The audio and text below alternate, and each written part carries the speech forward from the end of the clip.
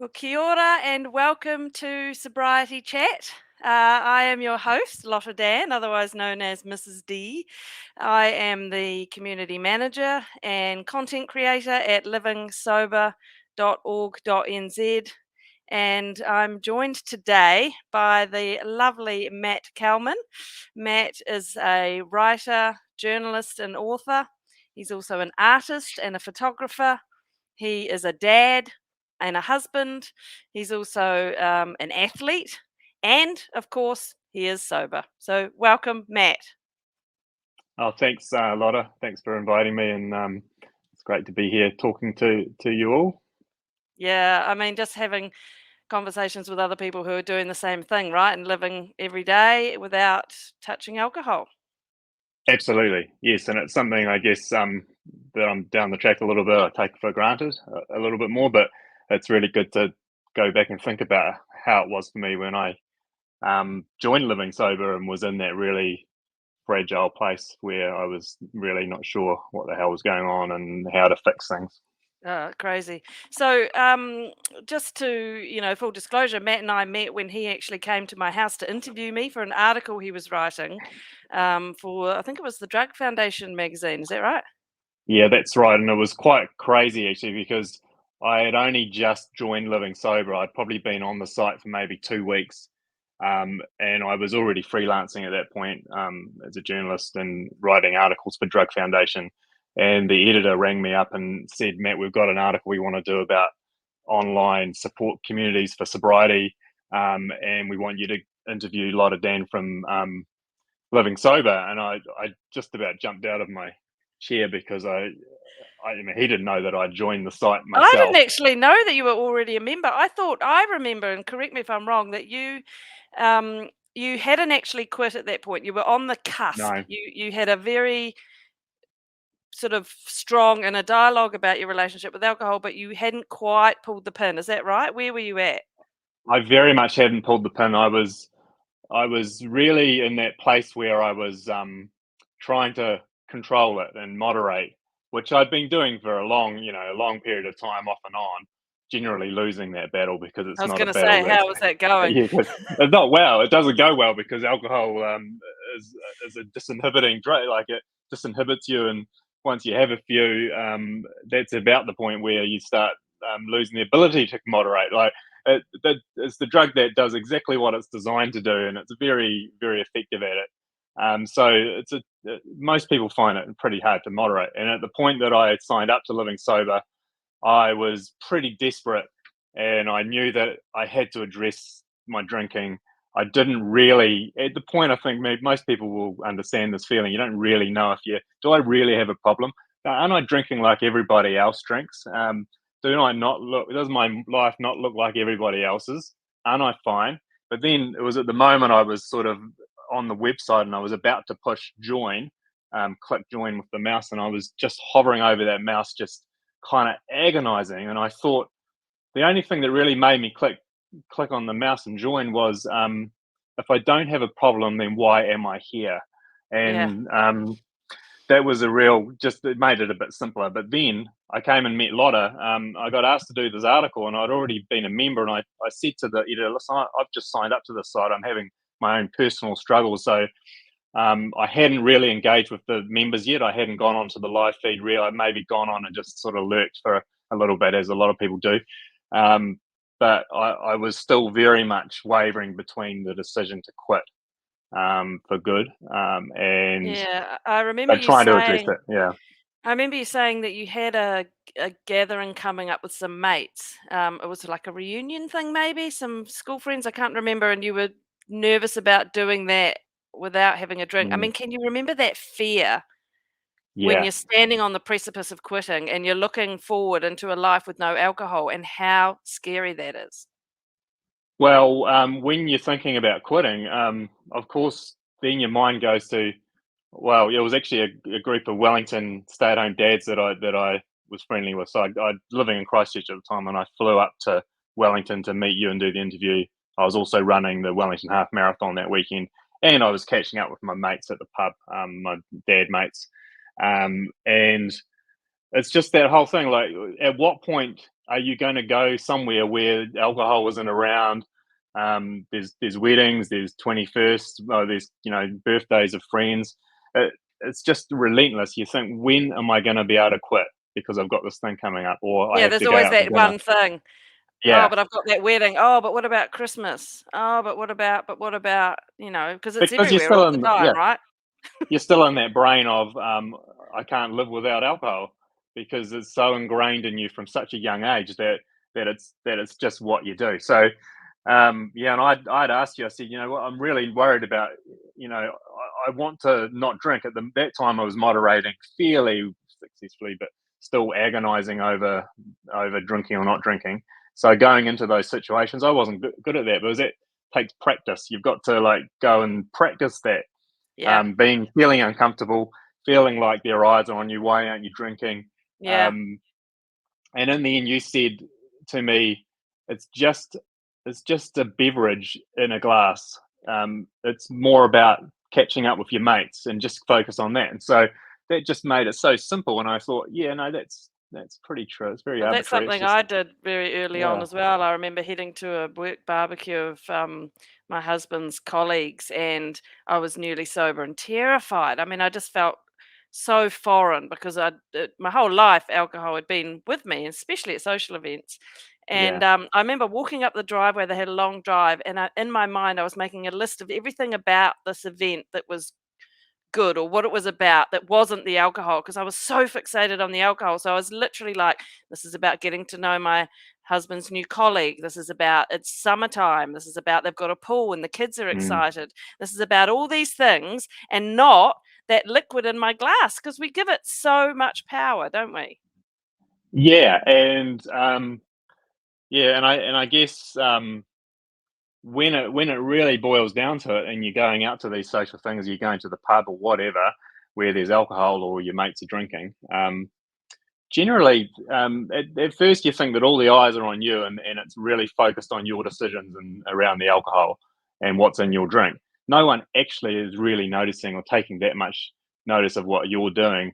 They're really focused on themselves, just like you are. So, um, yeah, the more I went out, the more I actually observed and thought, actually, people don't put that much importance on it. It's just there. And Yeah, some circles, yes, it's harder than others, and you've got some mates that are going to be dicks about it and say, "Oh, yeah. why aren't you drinking?" and you're being a wowzer or whatever. But that's Occasionally I've happened had very that. rare. Yeah, And it's occasionally. usually more about them, eh?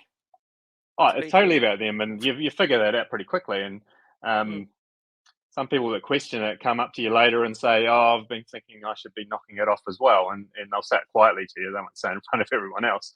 Mm. And the amount of people that have rung me just out of the blue saying, I'm knocking it on the head, or I'm trying to stop, or I'm thinking about Mm. stopping. Amazing. Whether the Yeah. And so for you, after you quit, I mean, I'm not giving away anything here because you've written this amazing book, which I happen to have here in my hand, Oh, there it is. about about your sort of journey with sobriety. But it wasn't really a linear. You just took the alcohol away and everything became peachy. I mean, that's not how it goes. So do you want to just talk a little bit about some of what came up and then needed working on once you'd stopped drinking alcohol? Initially, the stopping is about the stopping, and then it's kind of you're betting in habits, new habits, and it's really just difficult breaking habits, right? So it's the agonizing and the internal dialogue. And for some people, it'll be a physical reaction of they're needing the drug.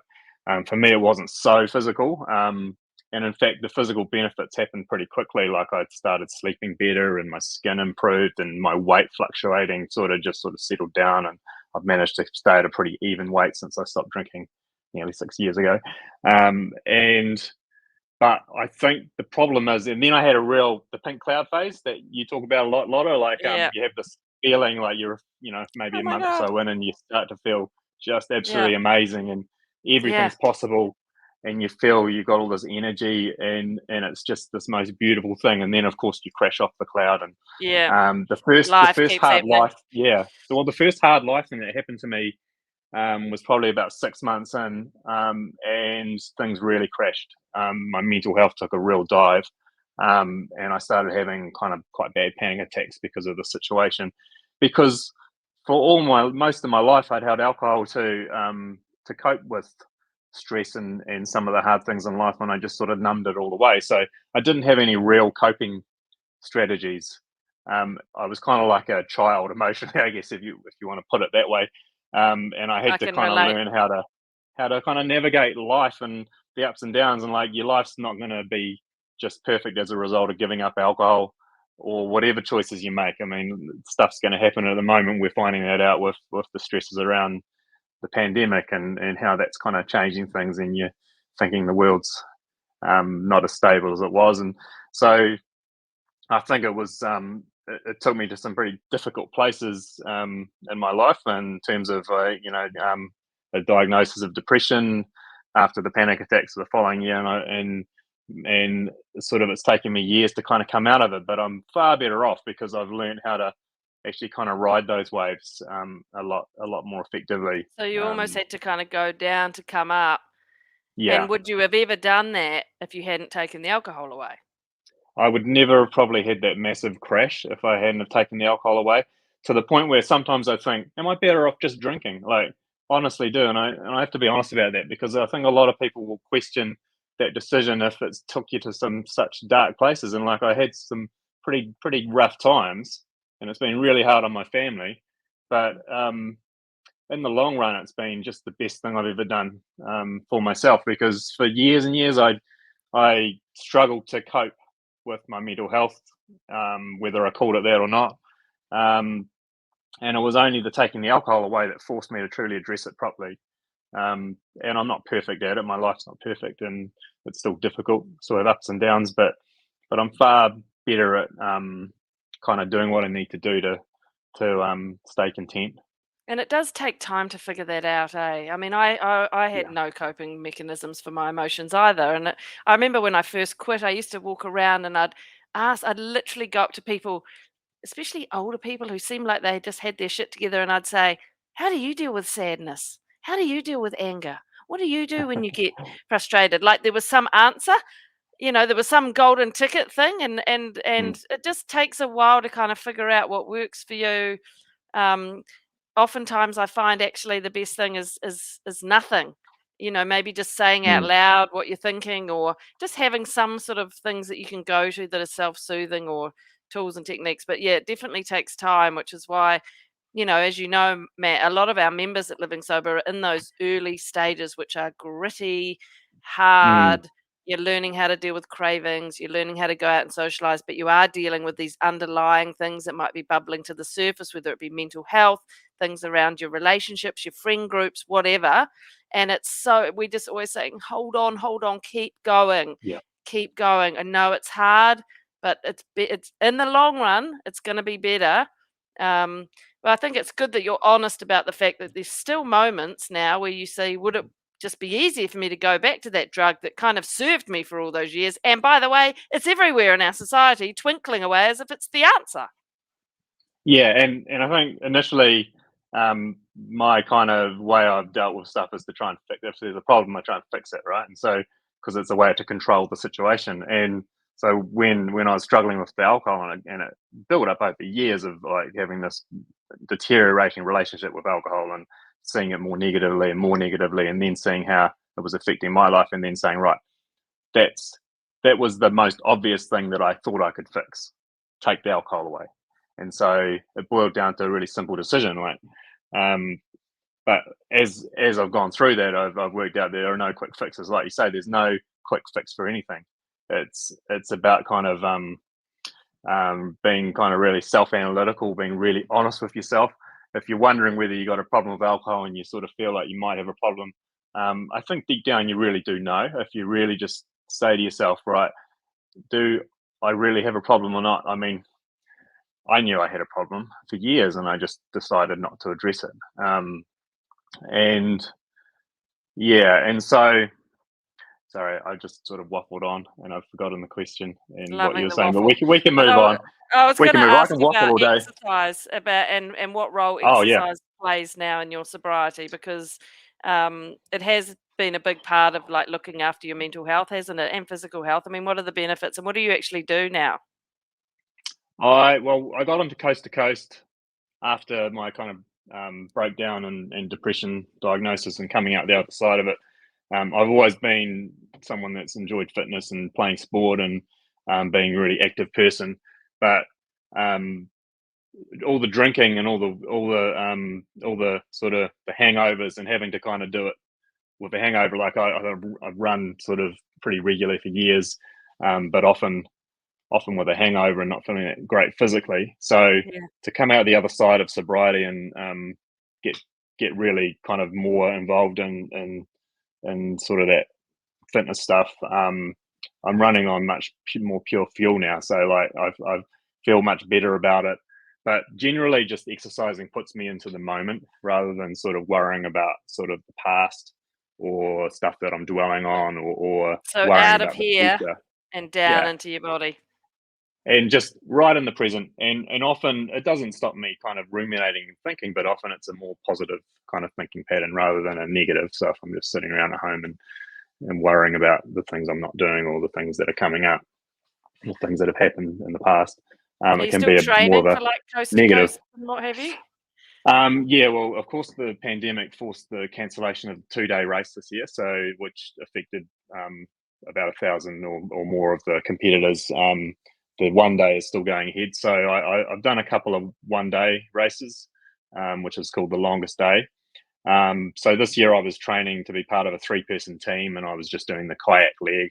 So I was still really into my kayaking, and I go for the odd bike ride. And I'm not as crazy and full on about it as I was, but I'm trying to find a balance and just doing it Right. for the It's enjoyment factor and just yeah. getting out there It's regularly. funny how things shift and change, eh? Because I sort of every now and then I think, oh yeah, I'm really in the flow now. This is how I do my recovery. This is how I do sobriety. Mm, I do this and this and this.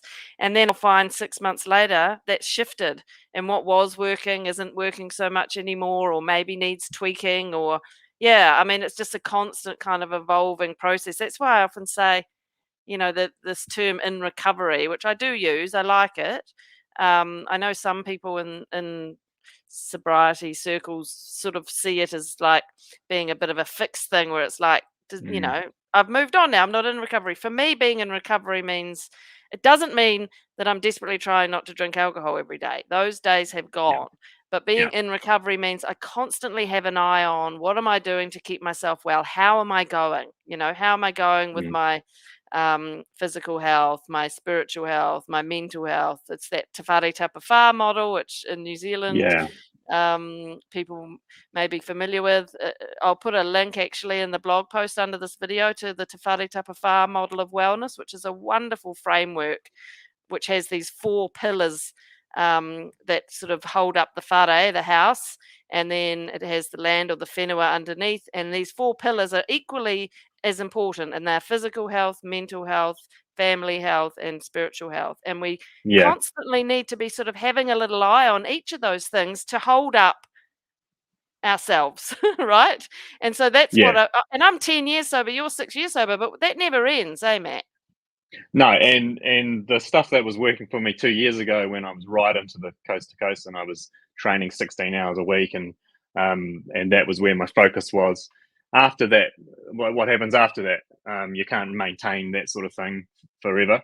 And last year I had a long period of forcing myself to go out and exercise and physically and mentally feeling really flat and just feeling like it wasn't working anymore. Like all those things that were working weren't working. I had a little wobble where I was thinking, well, what Yeah, do I have would to have been a do? panic.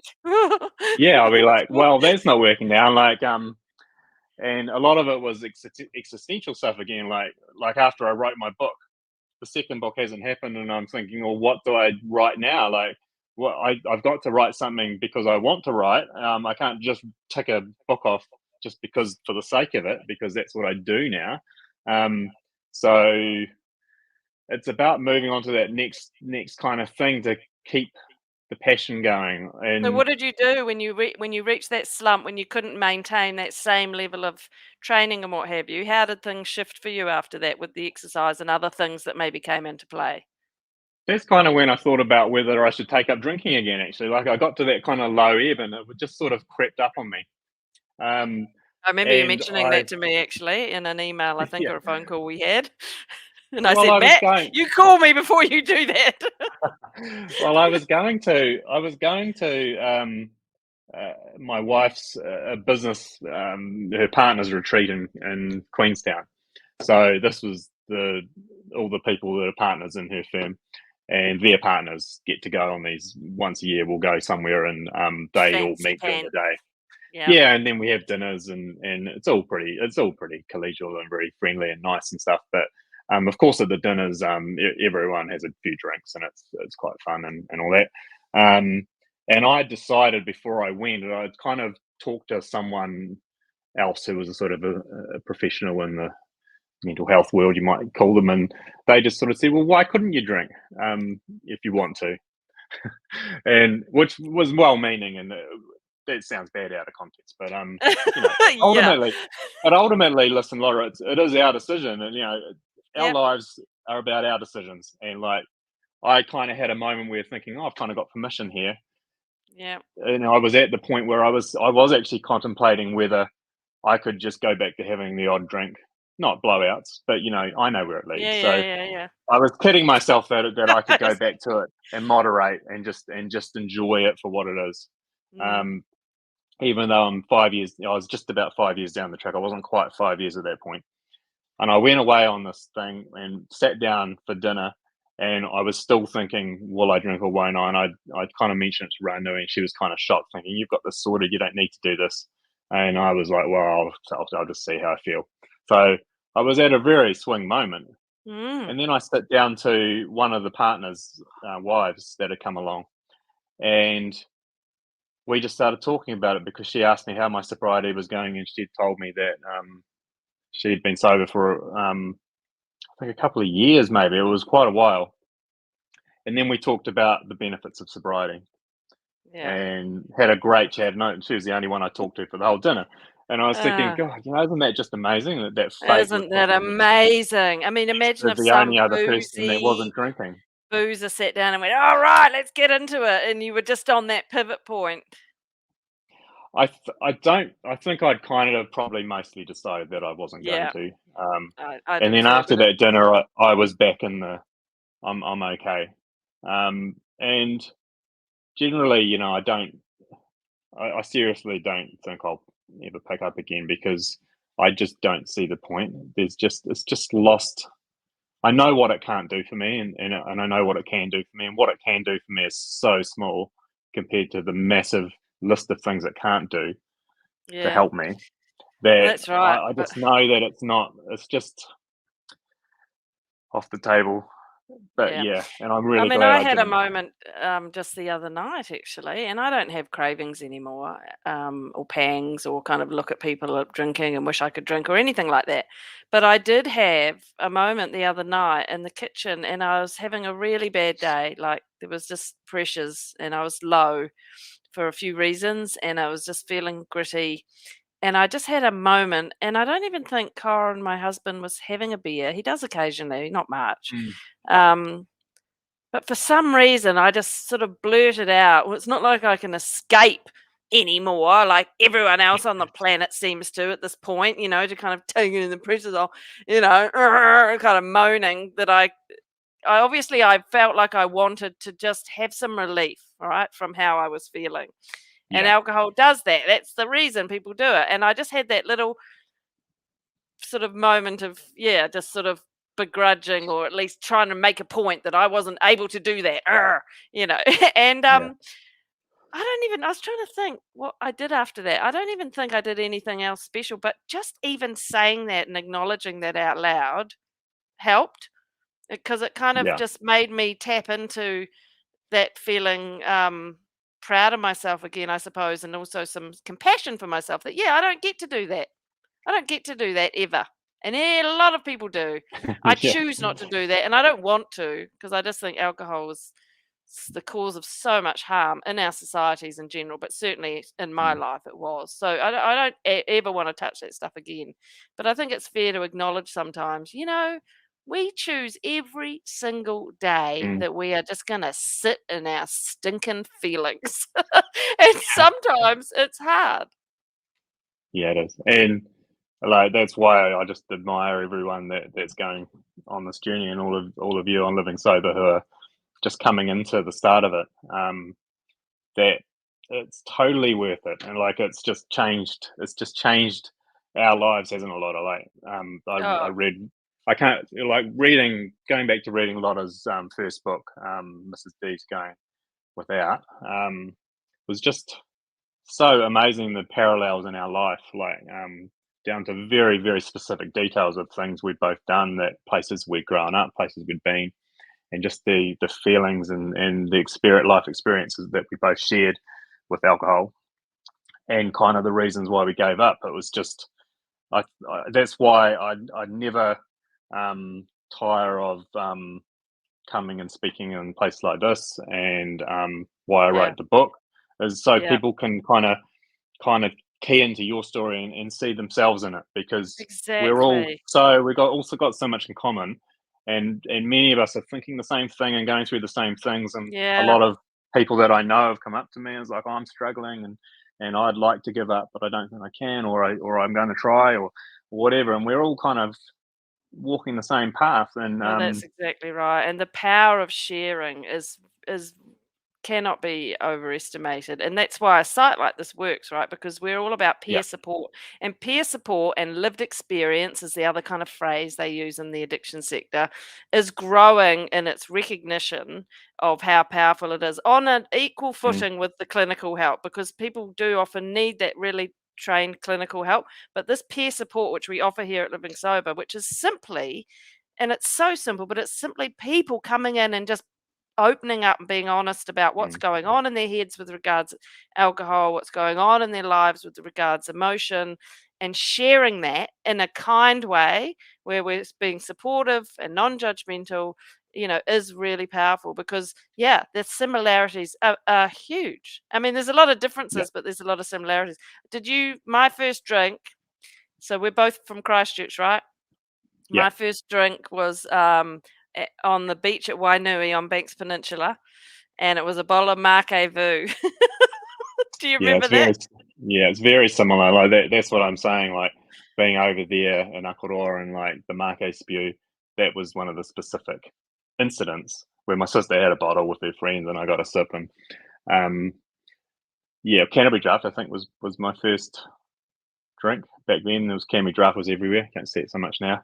Um, but yeah, it's just that whole kind of first forays into drinking was so exciting and such an adult thing, and it was a bit Yes. secretive and naughty because I was nipping Yes. from mum and dad's drinks cabinet, and You felt kind of cool and rebellious, and the irony is yeah, we were conforming. We were being the yeah, opposite of rebellious, and actually getting sober and living in this world which is soaked in alcohol. It's mm, pushed on us almost, and choosing to turn against that, that is the true rebellion. yeah. We're a very small but very passionate group of outliers. I mean, we're probably I'd hate to compare us to the protesters at Parliament at the moment, but there's a very small percentage of people that are living completely sober. um, Let's not draw I'm parallels gonna with that. stop. I'm gonna stop talking politics. I'm not gonna say anything else. But yeah, going back to what you said about that whole peer support thing. When I was just about to sign up to the website, I'd had years of being in my own head battling with this conversation that was going on, and so I was only talking to myself, and like I was so messed up that I couldn't get any real clear support or answers, and I couldn't really talk to anyone else around me. I didn't feel I could. It was only when I went on Living Sober and then met Lotta and Lizzie, Prudence, um, and then sort of like started engaging on the site on the live feed and saying, when I was struggling and having some, wobbles, and then people immediately coming in and saying it's okay, just hold on, just wait till tomorrow, and then starting to make these little friendships that turned into kind of like real life friendships, and we'd meet, go on meetups every year. We went somewhere and just all sat around, and it's just that unspoken You don't need to explain yourself to these Yeah. people.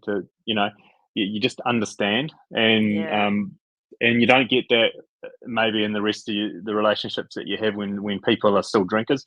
The old drinking me would never have understood um, the current me. I remember my mindset. It was all about, That's a the nice way of mindset is putting it. just like, it's not good for you, but it's fun, and I'm prepared to put up with the bad side because it's so fun, and you can I have wonder fun what with the it. old And drinking Lotta would think of this sober Lotta. well, The old you kind of drinking have that. Lotta the old drinking Lotta used to pour scorn on what I called navel gazing. I Yeah, hate navel gazing. yeah. God, self-help navel gazing. And now it's my favorite thing. Well, I imagine you were quite fun as a drinker, but you're very fun as a non-drinker. Like, I think we're just better.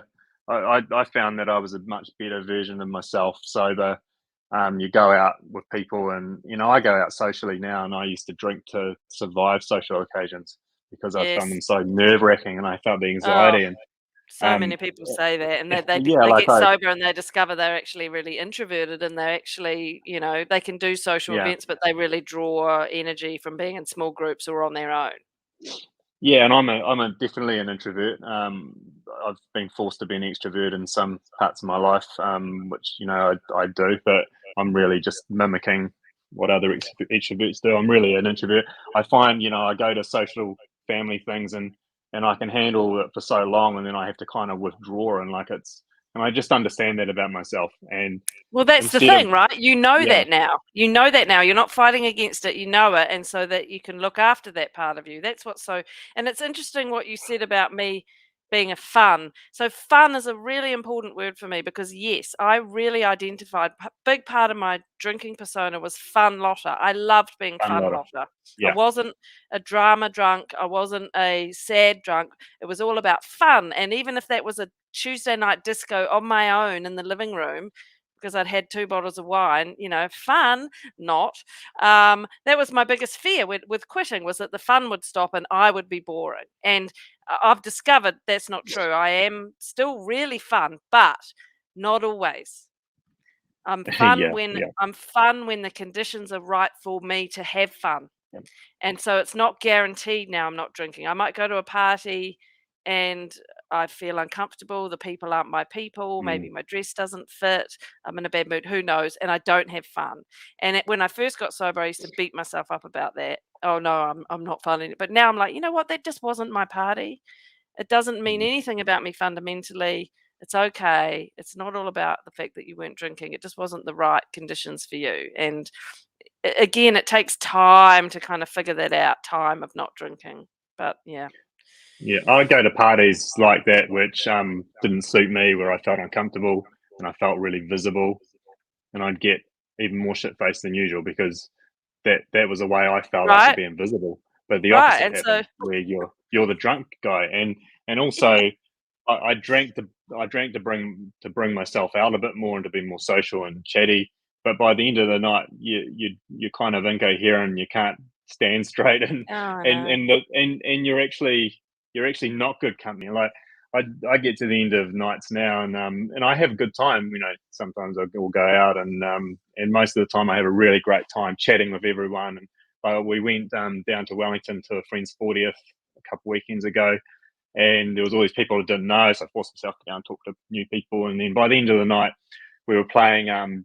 Someone had given her Jenga, but it was some kind of in Oh, joke yeah. between them.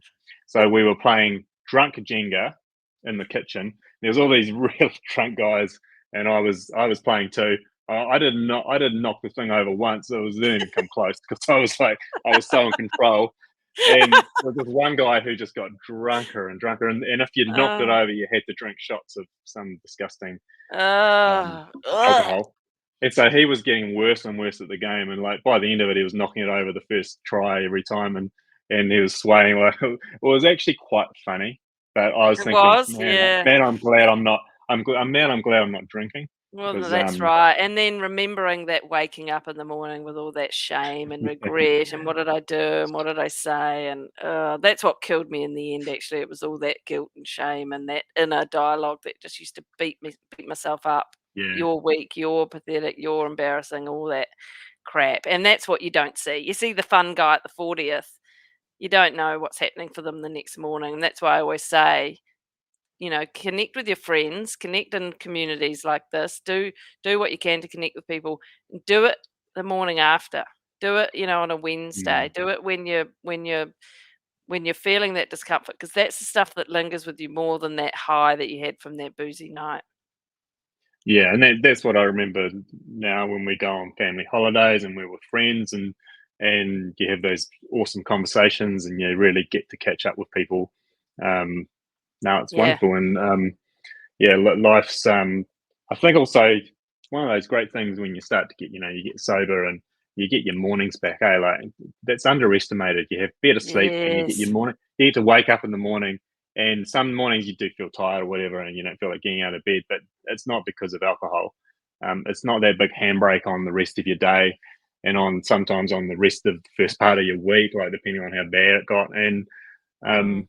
yeah, it's a bit of a gift, eh? Like it's a gift of that quality time that you're giving back to yourself, Yeah, which so can't be true. that adds up, like all those things add up, and also that self esteem stuff. You're rebuilding that relationship with who you are, Yes, the or essence of who or you are. rebuilding or just actually building. I mean, I didn't know who I was. I really didn't. And now I Mm, know that yes, I'm fun, but I'm also very watery. I'm also quite easy to tears. I feel things quite mm, deeply. I've been crying this morning, just come off a live stream of a friend's funeral. Yesterday, I was oh, actually yeah. crying, if I'm honest, watching the protest down at Parliament just because of the tension Mm. and I don't know, my heart was hurting. And sounds kooky, but that's just the way I am. And here I was not wanting to navel gaze. And now I'm just like, you know what? This is me. If I have to get another tissue out and wipe my eyes, so be it. Yeah, and I think that process of getting sober helped me stand a lot taller in the world, because when I was Mm, drinking and before I had to kind of like rebuild myself after my breakdown, my self esteem was one of the main problems. Like I didn't walk tall in the world at all, and I didn't feel good about things that I'd achieved, and I felt bad about things that I wasn't doing with my life. And um, but I made a decision, and being sober helped me with my confidence socially, and just helped me say, right, you're now sober, and you've got to be okay with the person you are. You've actually got to be okay with that person, and mm, that's a massive thing. And I think a lot of people struggle with that. Like a lot of people that drink, that are masking some of those feelings. Like yeah, it's not, drinking started for me, to socialize and to be part of the crowd, right? And but by the end, it had changed. It was more solitary, and it was more yeah, about numbing those feelings, and it becomes sadder and more introspective, and yes. it's late at Gosh. night. It's after the kids are in bed, and Oh, even yes, after yes, Ranoe stopped yes, drinking and she's gone to bed, and yes, I'm still up. yes, yes, I can And relate to all of that. yeah, it's and then it's like, I don't know, you either keep going with that, or you decide to make a Or you change. don't. And yeah, and the change can be rocky. Like, you see so many people, so many times I see people that go back to day one, and all of you on Living Sober starting out, you may be one of those people. You see it all the time, but often they'll get to much. It'll just reinforce why they want to stop drinking in the first place. So don't be discouraged if you go back to day one a few times. I mean, in the end, it doesn't matter. It's not about being perfect at this. It's not about keeping score. It's about, okay, is the decision right? Yes. Okay, we'll keep going, keep trying. Awesome, Matt. What a lovely note to end on. Oh, thank you so much. I love chatting with you always. You're a true hero. I will put a link to your website and book in the blog post underneath this video, and I'll also put a link to that Tapafar model if anyone's interested in that. And yeah, go well, my friend. Hope you have a good weekend. And now it's Friday night. What have you got planned? Let people know what a Friday night looks like for you. Mm, mm. If it's just lying on the sofa watching TV, that's fine because that's what I'm I think doing. I'm. I think it might be. It could be Olympics tonight. Oh I'm not. yeah, yeah. I'm not going out. Tomorrow, the Coast to Coast is on, coming into Christchurch. The one day, so I'll probably go for a bike ride with a friend, and then we'll go and see the winners come through. Not allowed Nice. at the finish line, but yeah, no, we'll do something and spend time with the kids and my wife. And and congratulations on your new book, Lotta too. Like that's awesome. Thanks. Can't Yeah, wait to read I've it. got a couple of years to write that one, so it won't be out for a while. Oh, But okay. it's gonna be interesting. I haven't really talked much Cool. about what it's Oh, about. I won't do that okay. here, but anyway, just want to say thank you once again, Matt. Go well. Ka kite anō. Thank you, Tiff. Bye.